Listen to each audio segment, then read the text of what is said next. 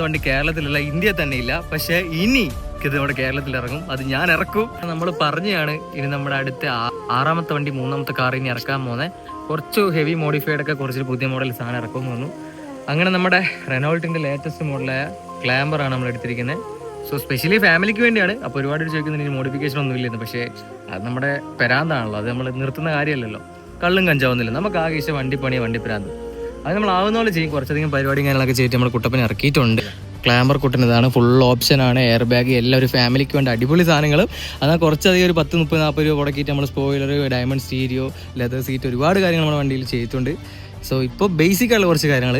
ഇനി കുറച്ച് കിടിലം സാധനങ്ങൾ വരുന്നുണ്ട്, ഹെവി വർക്കൊന്നും ചെയ്യാത്ത രീതിയിൽ. പക്ഷേ യുണീക്കായിട്ട് ഇത് എടുക്കാനുള്ള മെയിൻ റീസൺ എന്താണെന്ന് വെച്ച് കഴിഞ്ഞാൽ നമ്മളെല്ലാ വണ്ടിയും പണിയും നമ്മുടെ ഐഡൻറ്റിറ്റി ആക്കിയിട്ടുണ്ട്. ഈ ഒരു പ്രാവശ്യം എനിക്ക് ഭയങ്കര വാശിയായിരുന്നു. ഇതുവരെ ആര് പണിയാത്തൊരു വണ്ടി ഇറക്കി പണിയണം, എന്നാൽ വീട്ടുകാർക്ക് ഉപയോഗിക്കാനും പറ്റണം, എന്നാൽ പുതിയ മോഡലും ആവണം. രണ്ടും കളിപ്പിച്ച് കുറച്ചധികം ഫണ്ട് ഇറക്കിയിട്ട് തന്നെ നമ്മൾ ലക്ഷങ്ങൾ പൊട്ടിച്ച് സാധനം ഇറക്കിയിട്ടുണ്ട്.